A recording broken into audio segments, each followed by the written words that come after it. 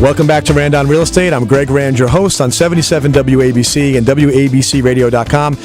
We've been talking about the Great Depression and the lessons from the past that can clue us in to what we can expect in the present.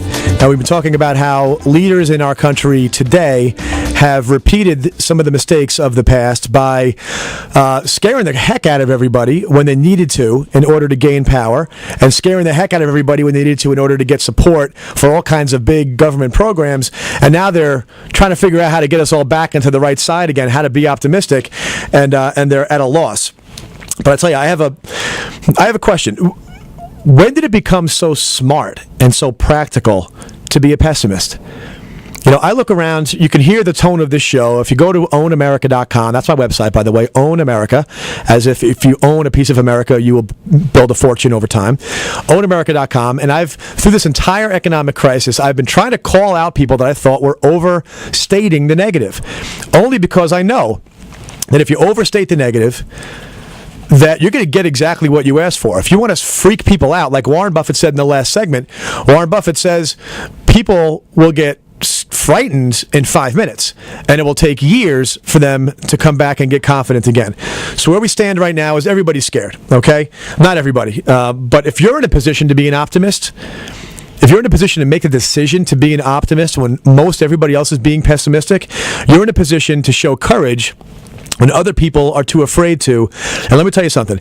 In real estate, that is when the money's made. You look at any real estate mogul out there, a real estate billionaire, and there's plenty of them. And there's a whole heck of a lot of real estate 100 millionaires and 50 millionaires and just plain old millionaires out there. And most of them will tell you that you can't go wrong if you invest in real estate wisely and you time your acquisitions correctly. All right? So wisely, I emphasize that word because there are a lot of people who will hear this and say, you're insane. You know, you're just trying to get me to buy real estate because somehow you're going to benefit from that. And this is an economic crisis that housing is at the center of. I mean, for crying out loud, this is a housing meltdown. How could you possibly say that there's an opportunity? And to them, I would say, what do you think it feels like to buy low? Think about that. What do you think it feels like to buy low? We all know what it looks like to buy high. Everybody's around you. Everybody's waving money. Everybody's smiling. Everyone feels confident because they're surrounded by a whole bunch of other people as they all walk along in the herd or jog or run along with the herd, and sometimes they run off the cliff together. But if you buy real estate wisely, i.e. you pick the right market for you, you pick the right property for you, you buy property you can afford that you can put a healthy down payment down on, you buy property you can rent out and cover all or most of your costs or even make a profit on the current basis. If you buy real estate you can afford and you buy it wisely and you time your acquisition correctly, you make a fortune. And my point is the timing is approaching us.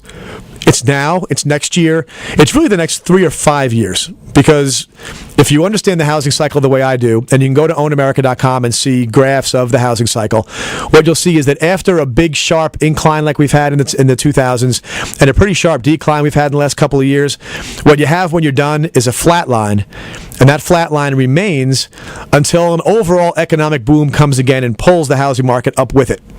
So after boom comes crash, then comes stabilization, and then comes the boring plateau until we have another boom, which could be gradual, it could be sharp, but it is absolutely positively coming because this is America. And to own a piece of America is better than owning a share of stock in Apple. I can promise you that, because Apple will get tired at some point, but America will not lose its appeal to people all around the world and what makes it special. So what makes it so smart to be a pessimist?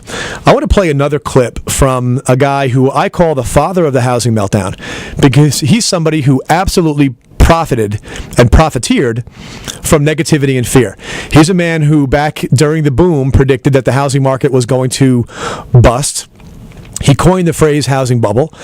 Now, I can tell you that I have predictions that I had on paper that I had gotten posted in the newspaper back in 2004 saying, yeah, of course housing values aren't going to go up forever. It's a cycle. That's the way cycles work. They go one way for a while, they go the other way for a while. But in housing, it always ends up higher at the end of the cycle than it began the cycle. But Dr. Robert Shiller, the founder of the Case-Shiller Index that gives the media a monthly opportunity to trash the housing market and stomp all over confidence. Dr. Shiller, he has been quoted a gazillion times in the media talking about how it's bad, it's going to get worse, it's going to keep getting worse. He stutters and stammers when anybody asks him if he sees a recovery coming, because the only thing he's truly confident in doing is talking about how things are bad and going to get worse. But then I found something in Dr. Shiller's portfolio of content that was not in front of the TV cameras. It was in front of a lecture hall. And I want you to hear in his own words what caused the Great Depression, and by extension, what's causing the Great Recession now. Go. Middle of the Great Depression in the 1930s. And the problem at that time was very clear. Why were we in a depression? It was because people perceived that we were in a depression. It's as simple as that. To quote Franklin Delano Roosevelt, who also opined on this, the only thing to fear is fear itself. If everybody thinks that the whole economy is in a bad condition, then it will be in a bad condition, because everyone will pull back on all of their expenditure plans. And all of the otherwise entrepreneurs, or many of them, will decide, well, I'd like to be an entrepreneur, but not now. I can't raise any money, nothing can work now. And so it all becomes a self-fulfilling prophecy. Self-fulfilling prophecy. That's the fancy word for self-inflicted wound. So Dr. Shiller, my point of going into this in such depth, Laura, is that people need to defend themselves. Your self-confidence is precious, and there is a madness out there that for its own purposes, government officials, media people, economists who are trying to get famous, these people go out there and they have a platform to talk so terribly negatively about the economy because they know they can get people to behave a certain way by doing that. And the question is, how do they get them back again? And the truth is, in the Great Depression, as an example, a lot of people give credit to World War II for ending the Great Depression because the timing was uncanny. Okay, the Depression was over when World War II was over, and they seem to want to give credit to the government spending, the infrastructure, the companies building tanks and jeeps and basically putting the nation to work, and that was what ended the Great Depression. But I don't think so. Not from talking to the people that lived through it. I think it was winning World War II that ended the Great Depression, because it didn't seem like any amount of government spending in the first part of the 1930s made a darn bit of difference at all. They had government programs to build roads and highways and national parks and bridges and everything, and they could not make a dent in people's confidence. But the thing that was just an overwhelmingly optimistic thing was the end of World War II. Winning that war just washed away the negativity. So people were willing to then accept that the world was headed for prosperity when they came back. Now, naturally, it's both things, but the point is you can't have a recovery without the consumer element. And that's the overriding point. You can spend as much money as you want in government. You could probably give as many tax breaks as you want to businesses. But until you can get everyday people to start believing that it is now going to get better again, it's not going to be there.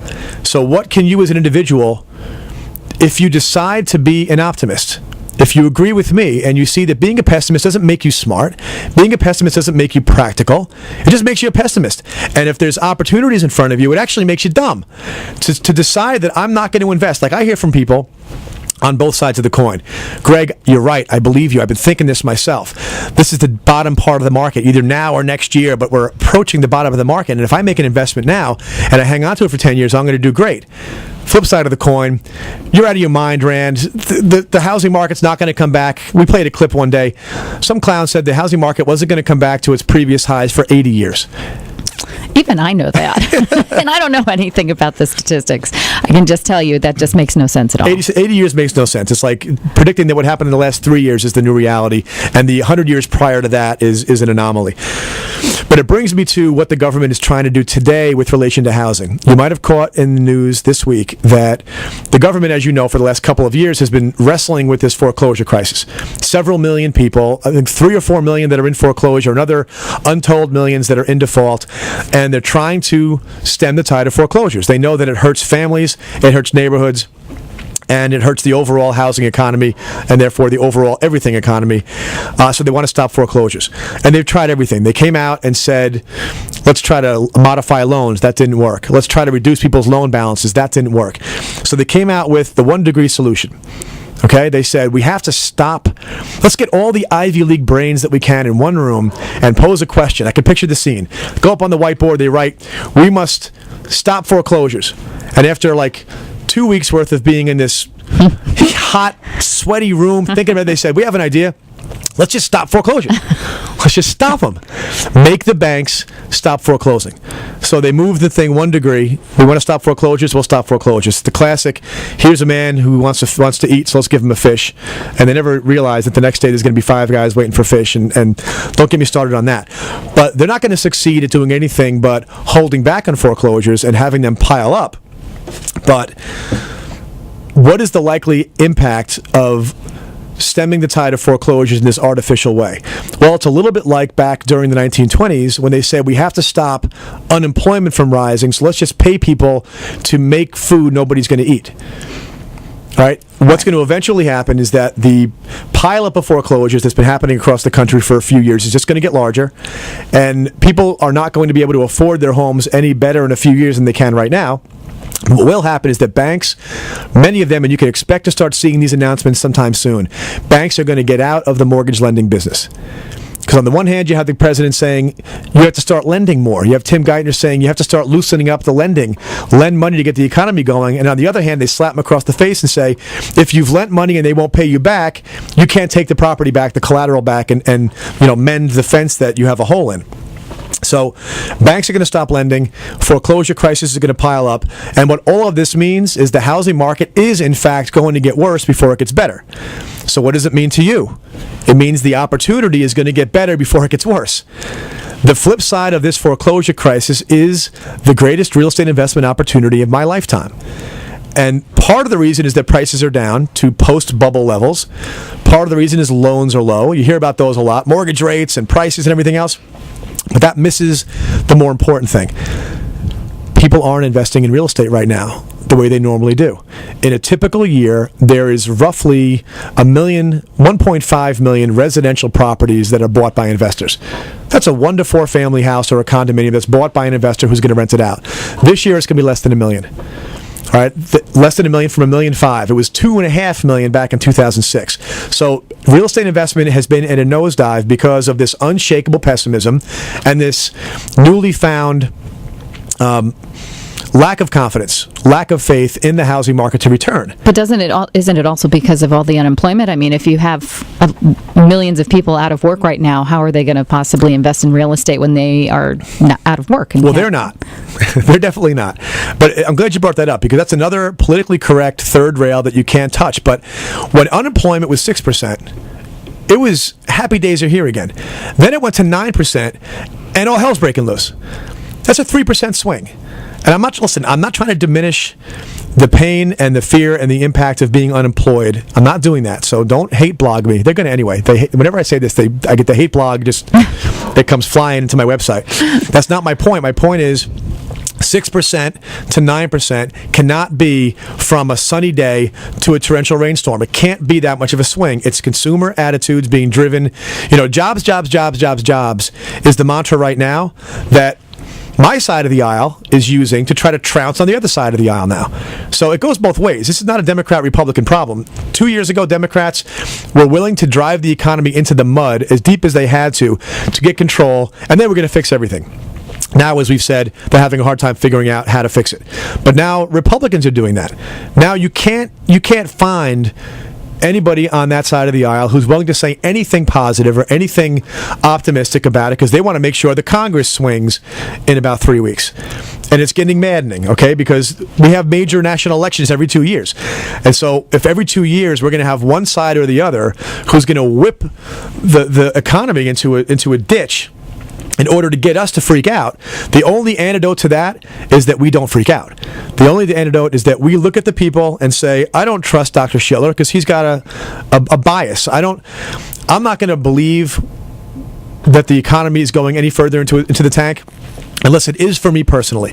I don't mean go out and spend your last dollar. Live responsibly. It makes you recession-proof. But if you have the means to be optimistic, and if you have the ability to act courageous right now, you are going to make a fortune.